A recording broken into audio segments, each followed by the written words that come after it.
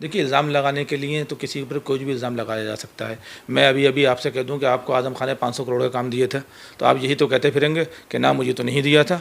अब मैं ये नहीं कह रहा हूँ करें ही नहीं करें, वो 250 करोड़ रुपए मैंने किसी गड्ढे में खोद के दबा दिए। ये बताइए कि मोबाइल नहीं बदल पा रहा हूँ मैं अपना, ये मोबाइल है 2019 का, नवीन शर्मा है मेरे दोस्त, उनसे लिया था, वो भी किस्तों पर। मोबाइल नहीं बदल पा रहा हूँ मैं। आपने कहा था कि आज़म खान को भारत रत्न मिलना चाहिए, यानी मांग की थी। क्या आज भी आपकी वही मांग है? हाँ, मैंने ऐसा कहा था। मैंने आपसे कहा ना, मैं किसी भी अपनी बात को डिनाई नहीं करूँगा। बहुत सारे लोग देखिए कह रहे हैं मैं कुर्सी मिली है, पाए नहीं है। नहीं, मुझे तो अभी खैर कुर्सी ही नहीं मिली है, पायु की तो बात अलग है। मैंने अपने लिए कुर्सी मांगी भी नहीं तो है। दरी है। मैंने अपने लिए दरी मांगी है, ना कुर्सी मांगी है। हर आदमी अपने आप को बचाने के लिए कुछ भी कर सकता है। अपना घर बार बेच देते हैं लोग मुकदमों की वजह से। कह रहा हूँ अब्दुल्ला आजम खान का राजनीति में क्या भविष्य देखते हैं? देखिए, अब्दुल्ला आज़म खान बहुत साहब, करीब रहे हैं आप उनके। नहीं देखिए, अब्दुल्ला आज़म खान साहब आज़म खान साहब के सुपुत्र हैं। अब हमारे साथ मौजूद हैं फसाद अली खान शानू, जो आज़म खान के बेहद करीबी थे, वर्तमान में भाजपा के साथ कंधे से कंधा मिलाए खड़े हैं, सीधे बात करने के लिए जुड़े हुए हैं। बात करते हैं। आपसे एक सवाल है, आपके राजनीतिक जो दोस्त हैं वो कहते हैं कि शानू राजनीतिक बीमार थे, उन्होंने राजनीतिक दल नहीं डॉक्टर बदला है। इस पर आपका क्या कहना है? देखिए, बीमार तो मैं काफ़ी टाइम से हूँ, और वो कुदरत की दी हुई बीमारी है। ब्लड प्रेशर का मरीज़ हूँ। कई बार, एक बार तो ब्रेन हेमरेज होते होते बचा है, और बहुत ज़माने से कुदरत की तरफ से बड़े गम देख रहा हूँ। वालिद का इंतकाल हुआ, उनके जनाजे में शामिल नहीं हो पाया। वालिदा इतनी बीमार हैं कि अल्लाह वो बीमारी किसी को ना दे। तो ज़हनी तरीके से तो मैं परेशान था और परेशान हूँ, और आज भी हूँ। अब रही बात डॉक्टर या बीमार, देखिए अपनी अपनी विचारधारा होती है, अपने अपने ख़यालात होते हैं। मेरी विचारधारा कल तक समाजवादी पार्टी से मिलती थी, क्यों मिलती थी उसकी भी वजह थी, और आज मेरी विचारधारा भारतीय जनता पार्टी से मिलती है, इसलिए मैं भारतीय जनता पार्टी में शामिल हूँ, और मजबूत वजहों की वजह से शामिल हूँ। देखिए, बहुत सारे लोग ये कहते हैं कि फसाद अली शानू को बहुत सारी समस्या हुई हैं, राजनीतिक प्रॉब्लमें आई हैं, लेकिन मेरा आपसे जानना है, और मैंने अपने पेज पर एक आपसे बात करने के लिए पोस्ट शेयर की थी, उन लोगों का आपसे जानना है कि जो बीमारी है, ये परेशानी है, ये किसकी वजह से आई है? क्या भाजपा ने बीमारी दी है? क्या समाजवादी पार्टी ने बीमारी दी है? या ये सामाजिक बीमारी है? देखिए, राजनीति में लोग संघर्ष करते हैं, और सबकी जिम्मेदारी होती है कि वो जो उनको काम दिया जाए उसको पूरी तरह से पूरा करें। मैं जब समाजवादी पार्टी में था, तो ये आप भी जानते हैं और अल्लाह जानता है कि मैंने पूरी दयानत के साथ, पूरी मेहनत के साथ, पूरी ईमानदारी के साथ और आखिरी हद की वफादारी के साथ समाजवादी पार्टी के लिए काम किया था, संघर्ष किया था। और जब संघर्ष करता है तो उसके रास्तों में कांटे भी आते हैं, खून भी निकलता है। जाहिर सी बात है, वो तकलीफ़ें, परेशानी मुझे उठाना पड़ी, जो बहुत कम लोग उठाते हैं। वो अलग बात है, मुझे उसका राजनीतिक लाभ नहीं मिला। देखिए, लाभ की बात अगर करेंगे तो फिर बहुत बात बढ़ जाएगी, लेकिन मैं नहीं चाहता कि बात थोड़ा कहीं आप फसाद शानू ने आज हमें समय दिया है, कल को समय ही ना दें। देखिए फसाद जी, बहुत सारी चर्चाएं होती हैं, हो सकता है आपके पास भी सूत्र आते हों। लोगों ने कहा कि आप सपा में थे, और सपा के ऐसे लीडर थे, आप किसी भी मंत्री को भी फ़ोन करते थे वो भी आपके फ़ोन से हिल जाता था, और आपने ये तो रोब जमाया ही है, उसके अलावा आपने कम से कम 250 करोड़ रुपए के काम किए हैं, ऐसा भी लोगों का कहना है। तो वो फसाद शानू, अगर कोई ये साबित कर दे, देखिए इल्ज़ाम लगाने के लिए तो किसी के ऊपर कोई भी इल्ज़ाम लगाया जा सकता है। मैं अभी आपसे कह दूं कि आपको आज़म खान ने 500 करोड़ का काम दिए थे, तो आप यही तो कहते फिरेंगे कि ना मुझे तो नहीं दिया था। मैं तो चाहता था कि आज मेरे आप घर आएँ, लेकिन आपने कहा कि मैं आपके घर आऊँ। बहरहाल ये मेरी खुशनसीबी है कि मैं आपके घर आया। आप मेरे घर आते और मेरा घर देखते, आपको उससे ही सारे सवालों का जवाब मिल जाता। मैं वो लोग आदमी नहीं हूँ। मिसाल के तौर पे कोई परेशान होता है तो मैंने देखा है आजकल के रामपुर के लोगों में बड़ी अच्छी आदत आ गई है ये कि ये जेब में करोड़ों पे रखे होंगे यार, बड़े परेशान है शानू भाई, 1 रुपया जेब में नहीं है। ये बातें मैं नहीं करता हूँ, क्योंकि आपके लिए आप किसी से ये कहेंगे, या मैं आपसे ही कहूँगा मैं बहुत परेशान हूँ, तो आप मेरी क्या मदद कर सकेंगे? और कर सकेंगे तो एक दिन की रोटी दे देंगे। मेरी ज़िंदगी के बारे में कुछ भी कह सकता है कोई भी। हर आदमी अपने आप को बचाने के लिए कुछ भी कर सकता है। अपना घर बार बेच देते हैं लोग मुकदमों की वजह से। मेरे मुकदमे मेरे दोस्त फारूक अहमद खान एडवोकेट देख रहे हैं, जो मुझसे मुकदमों के लिए 1 पैसा भी नहीं देते हैं। मेरे पास अपने मुकदमों को देने के लिए पैसे नहीं हैं, उन्होंने नहीं दिए मेरे लिए 1 रुपया भी, जिनकी वजह से मुकदमे हुए थे। मेरे मुकदमे मेरे दोस्त फारूक अहमद एडवोकेट फ्री में देख रहे हैं। मुबशिर लड़का है सिकन खेड़े का, मेरा साथी है, और मैं आज आपके इस चैनल के माध्यम से अपने साथियों को, मुझसे बहुत लोग नफरत करते हैं मैं जानता हूँ, लेकिन बहुत कम लोग हों चाहें, वो इतनी मोहब्बत करते हैं कि अगर मैं उनके लिए आसमान से तारे तोड़ कर ला दूँ तो कम है।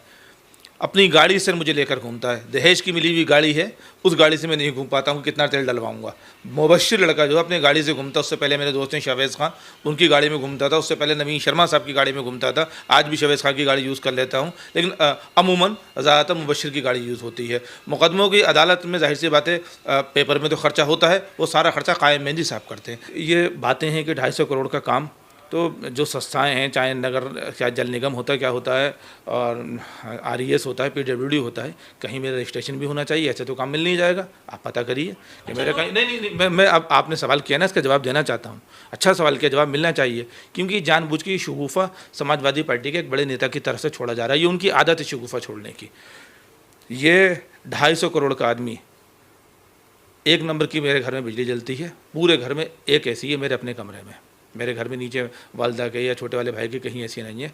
4 घंटे चलता है, उसके बाद बंद कर दिया जाता है कि बिल ज़्यादा ना आ जाए। आप मेरे घर जाकर देखिए, मोबाइल नहीं बदल पा रहा हूँ मैं अपना। ये मोबाइल है 2019 का, नवीन शर्मा है मेरे दोस्त, उनसे लिया था, वो भी किस्तों पर। मोबाइल नहीं बदल पा रहा हूँ मैं अपना। अब मैंने जो, मैं ये नहीं कह रहा हूँ करें ही नहीं करें, वो 250 करोड़ रुपए मैंने किसी गड्ढे में खोद के दबा दिए। ये बताइए कि आपके पास या किसी के पास भी कोई पैसा होता है तो वो पेट्रोल पंप लगाता है, नहीं वो रिजॉर्ट लगाता है, वो ज़मीनात ख़रीदता है, कुछ नहीं तो परचूनी की दुकान खोलता है। आप बताइए मेरी कहाँ परचूनी की दुकान है? 1980 या 90 के दशक में मेरे वालिद ने पुश्तैनी जो ज़मीन थी कोयली में, जो आज भी है कोयली में, मेरे वालिद की जो मेरे नाम की 8 बीघे की पुश्तैनी ज़मीन थी, जो वो आज भी है। इसके अलावा अगर 1 बीघे भी, 1 इंच भी मेरी कहीं ज़मीन हो तो इसी जूते से मेरे मुंह पे मारना। नहीं देखिए फसाद शानू जी, नाराज़ होने वाली बात नहीं है, ये जनता के सवाल हैं, ये मेरे सवाल नहीं हैं, इसलिए आज आप जनता की अदालत में हैं मेरे साथ। मेरी तो सिर्फ ज़ुबान समझ लीजिए। देखिए लेकिन बहुत सारे लोग जानते हैं कल्टी मारने की वजह क्या है। देखिए मैंने कहा ना, अब कल्टी मारने की बात नहीं, बात विचारधारा की है। आपने छेड़ा है, मैंने कहा ना कि जब आपका सवाल था तो मैंने बहुत खूबसूरती से सुना, और उसको इसीलिए जवाब दे रहा हूँ कि लोगों को जवाब मिलना चाहिए। किसी पर भी कुछ भी इल्ज़ाम लगाने से आप आसमान पर ऐसे करके थूक दीजिए, वो थूक आपके अपने ऊपर आएगा, उससे कुछ नहीं होता है, वो एक अलग चीज़ है। लेकिन इल्ज़ाम लगाने के लिए लॉजिक होना चाहिए। जो लोग, आपका सवाल नहीं आ, ये उनके समाजवादी पार्टी के एक बड़े नेता की तरफ से कहा गया, वही बात लोगों में फैलाई गई और ये रूमर फैलाई गया। मैं कहता हूँ ठीक है, आपने अगर कोई बात कही ना, उस बात को साबित तो करो। मैं अपने जवाब से उस बात को साबित कर रहा हूँ कि अगर मेरे ऊपर ये इल्ज़ाम साबित हो जाए तो मैं सियासत छोड़ दूंगा। दूसरी चीज़, अभी आपने दूसरा सवाल क्या पूछा, कल्टी मारने की वजह। हाँ, तो देखिए ये अपनी अपनी विचारधारा होती है। भारतीय जनता पार्टी की बात छोड़िए, उस पार्टी में हूँ, उसकी बात आप खूब सवालात करिए, उसको खूब जवाब दूंगा। पहले दूसरी पार्टियों की बात कर ली जाए। समाजवादी पार्टी, कांग्रेस, बसपा, ये जो भी अदर्स पार्टी हैं, आपका यानी मेरा या आपका, आपसे और मेरे, मुझसे मुराद कमज़ोरों का, अल्पसंख्यकों का ऐसा इस्तेमाल किया गया जैसे बिरयानी में तेज़पात के पत्ते का इस्तेमाल किया जाता है। देखिए मैंने जो कहा है और पहले भी जो कहा होगा, आप सवाल कीजिएगा, उस किसी भी एक बात से कभी पलटूंगा नहीं इंशाल्लाह। अब एक छोटी सी बात मैं कह देता हूँ, आपकी बात बहुत अच्छे से सुन रहा हूँ। एक चीज़ है, आप भाजपा में गए हैं, हम दूसरे दल की तो नहीं बात करेंगे, और प्राथमिकता भी मिल रही है आपको, लेकिन बहुत सारे लोग कह रहे हैं कुर्सी मिली है, पाए नहीं है। नहीं, मुझे तो अभी खैर कुर्सी ही नहीं मिली है, पायों की तो बात अलग है। मैंने अपने लिए कुर्सी मांगी भी नहीं है, तो दरी है। मैंने अपने लिए दरी मांगी है, ना कुर्सी मांगी है। और पार्टी के कार्यकर्ता तो सारे काम करता है, दरी भी बिछाता है, कुर्सी भी बिठाता है। बात अब्दुल की है मैंने, अब्दुल की मुराद आपसे। मैं अभी वही बात कर रहा था कि जब समाजवादी पार्टी में था मैं, 10 अप्रैल का शायद यही तारीख होगी, आपको याद होगा, मैं समाजवादी पार्टी में था, तो मैंने कहा था कि अब्दुल दरी बिछाए, अब्दुल धरना दे, अब्दुल प्रदर्शन करे, अब्दुल आपको एक मुश्त वोट भी दे। लेकिन जब अब्दुल पे कोई परेशानी हो तो आप एक अल्फाज नहीं कहें। आपने भारतीय जनता पार्टी से तो हमारी सीधी लड़ाई करा दी। ये मैंने 10 अप्रैल को समाजवादी पार्टी में रहते हुए कहा था।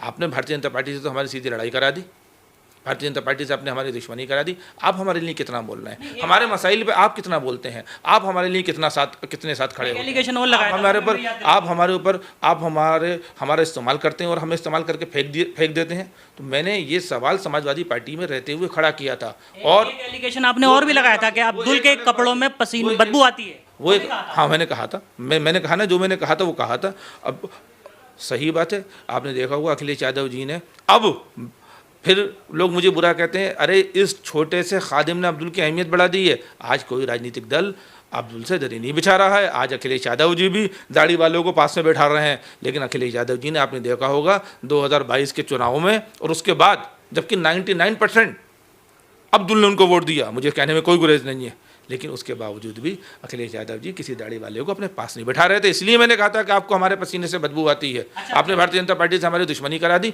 मैंने कहा है अब्दुल से कि आप भारतीय जनता पार्टी से दोस्ती तो करके देखो, आप भारतीय जनता पार्टी से मोहब्बत तो करके देखो। देखिए बड़ा जनाधार जुड़ा, ये बात मैं आपको बताऊं। और आप राजनीतिक लकी भी बहुत हैं। लोग कहते हैं कि जिधर जाते हैं आप तो खुद तो एक कुर्सी पाते हैं और सामने वाला 4 पा जाता है। यानी जिस समय आप सपा में रहे, ना तो वो विधायकी हारे ना सांसद हारे। आप यहाँ बीजेपी में गए, हनी जी प्रयास कर रहे थे, नहीं जीते, आपके आते ही जीत गए।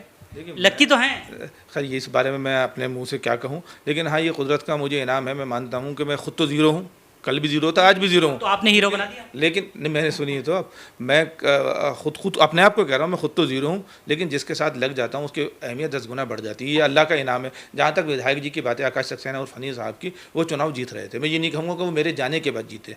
हाँ, मैंने ये कहा था कि अगर मेरी वजह से उनको 1 वोट भी पड़ता है और भारतीय जनता पार्टी को और राष्ट्रहित में मिलता है, सहयोग भी मिलता है, तो मैं अपने आप को खुशनसीब समझूंगा। वो एक अलग बात है। चलिए अच्छा, एक इस इंटरव्यू को एक रुख में मोड़ते हैं। आपने जब सपा में थे आप, तो आपने 2 बातें कही थी। पहली बात आप सुनिए, आपने कहा था कि आजम खान को भारत रत्न मिलना चाहिए, यानी मांग की थी। क्या आज भी आपकी वही मांग है? हाँ, मैंने ऐसा कहा था। मैंने आपसे कहा ना, मैं किसी भी अपनी बात को डिनाई नहीं करूँगा। देखिए, मैं इश्क ज़रूरी नहीं है कि लैला और मजनू का हो। इश्क कोई भी किसी से कर सकता है। मैं आपसे भी इश्क कर सकता हूँ, वो इश्क आपसे भी कर सकता हूँ। सुन लीजिए पूरी बात। मैंने आज़म खान से इश्क किया था, ये मुझे कहने में कोई गुरेज नहीं है। अंधी मोहब्बत की थी, या ये कहिए कि अंधविश्वास किया था, अंध भरोसा किया था। और जब आदमी अंध भरोसा करता है तो वो अपने लीडर को जिसके साथ होता है वो चाहता है कि वो हीरो बने और सुपर हीरो बने। आज मैं ये मोहब्बत आकाश सक्सेना हनी साहब से करता हूँ। मैंने कहा कि आकाश साहब, मेरी ये दिली तमन्ना है कि आपका नाम आकाश तक चमके।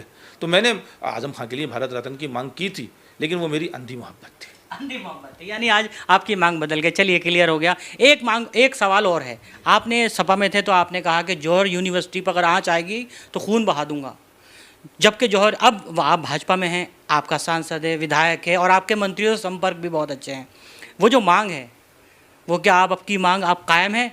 क्योंकि अगर यूनिवर्सिटी सरकारी होती है, ज़मीन सरकारी, पैसा सरकारी, सरकार आपकी, विधायक सांसद अगर आवाज़ उठाएंगे तो रामपुर की कायाकल्प हो जाएगी। अगर अलीगढ़ की तर्क पे यूनिवर्सिटी बन गई तो क्या आप मांग करेंगे? मैं तालीम से मोहब्बत करने वाला शख्स हूँ और सबको तालीम से मोहब्बत करना चाहिए और सबको पढ़ना चाहिए, सबको लिखना चाहिए। ये मेरा कुरान भी कहता है। मैं समझता हूँ और मैं माननीय विधायक जी से भी ये मांग करता हूँ कि मोहम्मद अली जौहर यूनिवर्सिटी को ऐसा कर दिया जाए कि उसको टेक ओवर कर लिया जाए और उस यूनिवर्सिटी को सरकारी घोषित कर दिया जाए। उससे आवाम को बेपना फ़ायदा होगा। आप देखिए, आपने स्टूडेंट लाइफ से स्टार्टिंग की तो आपको बहुत सारे स्कूल कॉलेजों की समस्या से बहुत अच्छी तरह परिचित है। क्या लगता है अगर सरकारी हो गए तो क्या लाभ मिलने वाला है? देखिए, सरकारी हो जाएगी तो बहुत सारे लाभ मिलेंगे। देखिए, बात ये नहीं है कि यूनिवर्सिटी की, मैंने ये नोटिस किया है कि जो यूनिवर्सिटी बनी है उसके प्रोसेस में जो आप, चाहे हमने उस ज़माने में नहीं कहा, आज ये कहेंगे कि हम भारतीय जनता पार्टी में इसलिए कह रहे हैं, लेकिन ये हकीकत और आप भी जानते हैं कि जो उसके प्रोसेस में कहीं ना कहीं कुछ गलतियाँ कही गई, जब तो इतनी चीज़ें हुई, इतनी परेशानी खड़ी हुई। जो हुआ हम उसकी चर्चा ही नहीं कर रहे हैं। हम चर्चा कर रहे हैं कि भाजपा की पार्टी में हैं आप और आपका विधायक है, सांसद है, मंत्रियों से आपके संपर्क हैं। तो मेरा मतलब ये है कि अगर आप मांग करेंगे, आप ये कहेंगे विधायक से कि आप विधानसभा में आवाज़ उठाओ, सांसद से कहेंगे लोकसभा में उठाओ, तो ये मैं आपका सवाल समझ गया कि निजी संस्थान और सरकारी होने में ज़मीन आसमान का फ़र्क होता है। जब सरकारी ज़मीन है और यूनिवर्सिटी सरकारी हो जाएगी तो आवाम को बहुत ज़्यादा फ़ायदा होगा, बहुत ज़्यादा सहूलत होगी और बहुत सी ऐसी चीज़ें जो प्राइवेट यूनिवर्सिटी नहीं कर सकती, सरकारी यूनिवर्सिटी में वो हो जाएगी। आज़म खान को साहब को तो खुद चाहिए कि वो ये ऐलान कर देंगे यूनिवर्सिटी को सरकार अपने सरकारी करते हैं। भाजपा सरकार पर एक आरोप भी है। आजम खान ने जनसभाओं में कहा कि रामपुर को चाकू दिया है, जिसकी चमक, जिससे बदनामी होती है रामपुर की। आजम खान ने कहा तो वो भी आपके ऊपर धुल जाएगा, आप पेन देने का काम करेंगे? नहीं, देखिए, पहला सवाल ये बात ही गलत है कि रामपुर को चाकू दिया। देखिए, कुछ चीज़ें हमारी धरोहर होती हैं, वो पहचान होती है। रामपुर की एक पहचान थी कि रामपुरी चाकू, उसका बड़ा कारोबार था। ये बात नहीं है कि रामपुर की चाकू का मतलब ये है कि कोई जाके किसी के चाकू भोंक दे। चाकू से तो बहुत काम होते हैं। चाकू से सारे खाली किसी का गला ही थोड़ी काटा जाता है। चाकू से तो प्याज भी कटती है, चाकू से तो तरकारी भी कटती है। एक रामपुर की पहचान थी। तो उस धरोहर को सहेज कर रखा है कि ये हमारी पहचान थी, ये हमारी चीज़ें याद रहना चाहिए कि ये हमारी पहचान वाली चीज़ थी। इसका मतलब ये नहीं है कि हम रामपुर वालों को कलम नहीं दे रहे हैं। भारतीय जनता पार्टी की सरकार ने ऐसा काम किया है कि जो प्राइमरी स्कूल हैं उनकी दशा बदलने का काम किया है, उनको अच्छा बनाने का काम किया है, उसके लिए प्रयत्नशील है। अच्छा, जैसे कि आप 2000 उन स्कूलों में जहाँ हमारे गरीब बच्चे पढ़ने जाते हैं उनकी दशा अच्छी होना चाहिए। आप देखिएगा, आप इस पर शोध करें और देखें कि इस सरकार में 2017 से लेकर 2023 तक कितना काम हुआ इन स्कूलों पर। अच्छा चलिए ठीक है, अब देखिए राजनीतिक सवाल है, 2024 नज़दीक है, अब्दुल का क्या रोल रहेगा 2024? देखिए, आपने भी देखा होगा पटना में विपक्ष के नेताओं की मीटिंग हुई है, एक भी अब्दुल, यही तो जलील किया जा रहा है अब्दुल को। क्या आपने देखा किसी अब्दुल को वहाँ पर? इतनी विपक्षी पार्टियों में किसी मुसलमान नेता को देखा आपने? लालू जी, नीतीश कुमार जी, अखिलेश यादव जी गए थे, ममता बनर्जी जी, मालूम नहीं कौन कौन से नेता थे। वो उसका क्या होगा, काट की हंडिया कहाँ पर फूटती है, वो एक अलग बात है, लेकिन आपने वहाँ किसी अब्दुल को नहीं देखा होगा। तो अब्दुल तो विकास के साथ जाएगा, अब्दुल तो उसके साथ जाएगा जहाँ उसमें उसका भला हो। उन लोगों ने तो इस्तेमाल किया है। भारतीय जनता पार्टी ने तो नहीं कहा कि मुझे तुम्हारा वोट चाहिए, लेकिन भारतीय जनता पार्टी ने हर योजना में अब्दुल को लाभ दिया है। बहुत सी ऐसी योजनाएं हैं जिसका मुझे खुद बाद में इस बात का एहसास हुआ कि अगर ये योजनाएं नहीं होती तो आवाम पर कितना फ़र्क पड़ता। मिसाल के तौर पर मेरी वालदा बहुत बीमार है, आप जानते हैं, शदीद बीमार है, अभी राम मूर्ति में एडमिट थी, बहुत दिन एडमिट रही हैं मेरी वालदा। तो मैंने वहाँ देखा कि 80% लोग आयुष्मान कार्ड थे। ये बहुत बड़ा काम है। 5 लाख का इलाज गरीब आदमी का अस्पताल में हो रहा है, ये बहुत बड़ा काम है, इसकी कोई आसानी नहीं है। और आयुष्मान कार्ड मुसलमान, सिख, हिंदू या ईसाई देखकर नहीं बने हैं, जिसको ज़रूरत है उसके बने हैं। 2.5 लाख के मकानात बने हैं, अनाज का इंतज़ाम किया है। ये बुनियादी सुविधाएं, जिसे आप मूलभूत सुविधाएं कहते हैं, ये भारतीय जनता पार्टी की सरकार ने आम आदमी के लिए की है। जो आखिरी समाज का आखिरी आदमी है, जो समाज का सबसे कमज़ोर आदमी है, वो सुविधाएं वहाँ तक पहुँची हैं। यह है सफलता। देखिए सफलता है निश्चित तौर पर देखिए, राजनीति में नहीं बढ़ना चाहता हूँ मैं, विकास की राजनीति में बढ़ना चाहता हूँ। और मैं यही आपके चैनल पर अब्दुलों को मैसेज देना चाहता हूँ कि इन चीज़ों को छोड़ो कल की बातें, कल की बात पुरानी। आज अपने फले बहबूद के बारे में सोचो, अपनी भलाई के बारे में सोचो, आज अपनी अच्छाई के बारे में सोचो। मैं चाहता हूँ कि अब्दुल मुख्य धारा से जुड़े। 90% अब्दुल भारतीय जनता पार्टी की मुखालफत की थी 2022 के सरकार में, जब भी भारतीय जनता पार्टी की सरकार बन गई थी। नहीं, वही मेरा सवाल है। देखिए, एक ये तो सारी योजनाएं आपने गिना दी, निश्चित तौर पर आपका हक भी है, आप भाजपा में हैं तो योजनाएं गिनाने आपको चाहिए, लेकिन मेरा मतलब है जिस तरीके से भागीदारी की बात होती नहीं मिली है, मैं डिनाई नहीं कर रहा। आप इस देखिए, अभी तो खैर चुनाव में चर्चा होगी, वो तो विपक्ष बताएगा कि योजनाएं मिली हैं कि नहीं मिली हैं। अब सवाल ये है कि अब जिस तरीके से चुनाव नज़दीक है, तो क्या 2024 वाले चुनाव में अब्दुल को भागीदारी मिलेगी, और अगर मिले तो क्यों मिले? देखिए, सबका साथ, सबका विकास, सबका विश्वास कि ये भारतीय जनता पार्टी ने ये नारा दिया था। और ऐसा नहीं है कि भागीदारी मिली नहीं है, भागीदारी तो मिली है। दानिश अंसारी साहब, माननीय दानिश अंसारी साहब मंत्री हैं उत्तर प्रदेश की सरकार में। उससे पहले हमारे नकवी साहब सेंट्रल मिनिस्टर रहे, और क्या नाम है उनका, अपने मोहसिन रज़ा साहब हज कमेटी के चेयरमैन हैं। तो भागीदारी तो अब्दुल को लगातार मिल रही है। अच्छा चलिए, अब आखिरी सवाल, बहुत सारे लोग चर्चा कर रहे थे कि फसाद शानू से एक सवाल पूछना कि आज़म खान ने दो ऐसे काम बता दिए जो आपके साथ बुरे किए हों। देखिए, राजनीति में अच्छे बुरे काम नहीं होते हैं, राजनीति में निजी दुश्मनी नहीं होती है। मैंने एक भी बात ऐसी नहीं कही कि जिस पे आप ये कह सकते हैं कि मेरी उनसे राजनीतिक दुश्मनी है। राजनीति में ख्यालात की लड़ाई होती है। अगर आप ये कहते हैं कि आज़म खान साहब ने ये बता दीजिए काम बुरे कर रहे हो, तो आज़म खान साहब की पहले विचारधारा चौधरी चरण सिंह के साथ जुड़ी थी, उसके बाद माननीय मुलायम सिंह यादव साहब के क्यों जुड़ी, ये पूछिए उनसे आज़म खान से चौधरी चरण सिंह ने उनके साथ क्या बुरा किया था। वो तो ये कहते हैं कि राजनीति में लांच चौधरी चरण सिंह ने उनको किया था। ये लड़ाई ख्यालात की होती है। लड़ाई किसी की अच्छाई बुराई की नहीं होती है। बहुत सी हो सकता है मुझे शिकायतें रही हूँ, मैंने उनसे मैंने मेहनत करी, बेबहा मैंने समाजवादी पार्टी के लिए काम किया, लेकिन उसके बावजूद मुझे जो हक मिलना चाहिए था वो नहीं मिला।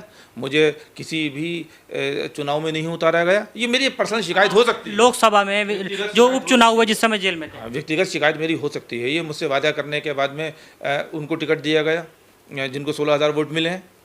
तो ये बहुत सी चीज़ें हैं जो मेरी शिकायत की एक वजह हो सकती है। लेकिन देखिए, बात ख़यालात की थी। ख़यालात ये थे, मैं तो ये चाहता था और होना ये चाहिए था कि जब मैंने ये बयान दिया था कि अब्दुल दरी नहीं बचाएगा, अखिलेश यादव जी को खुलेआम चैलेंज किया था और ये अब्दुल्लों से वादा लिया था कि अब आपको अपने बारे में सोचना पड़ेगा, और कहीं ना कहीं उनके कहने से कहा था, तो उस बयान का सौदा नहीं होना चाहिए था।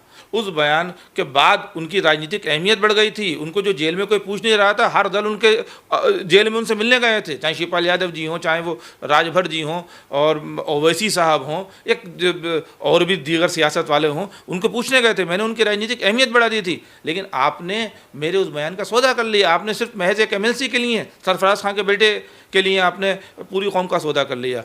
आपको अखिलेश यादव जी को आपको भी छोड़ना चाहिए था और आपको भी भारतीय जनता पार्टी में शामिल होना चाहिए था। चलिए, अच्छा, एक और सवाल याद आ गया। ये बताइए, आप अब्दुल्ला आज़म खान का राजनीति में क्या भविष्य देखते हैं? देखिए, अब्दुल्ला आज़म खान साहब बहुत करीब रहे हैं आप उनके। नहीं, देखिए, अब्दुल्ला आज़म खान साहब आज़म खान साहब के सुपुत्र हैं। अब राजनीतिक भविष्य तो लोगों का खुद बनाता है आदमी अपना भविष्य। अगर देखिए, राजनीतिक कमेंटेटर के रूप में आपसे सवाल कर रहा हूँ। मैं आपको उसी सवाल का पूरी ईमानदारी से, पूरी दयानत के साथ जवाब दे रहा हूँ, बिना किसी इस लाग लपेट के कि मैं किस पार्टी का हूँ, वो किस पार्टी के हैं। लोग अपना भविष्य अपने काम से खुद बनाते हैं। कोई किसी के बारे में भविष्यवाणी नहीं कर सकता। आप ये पूछेंगे फला नेता का क्या भविष्य है, तो वो उसका भविष्य उसका काम तय करेंगे। बहुत बहुत शुक्रिया फसाद जी, आपने कीमती समय दिया।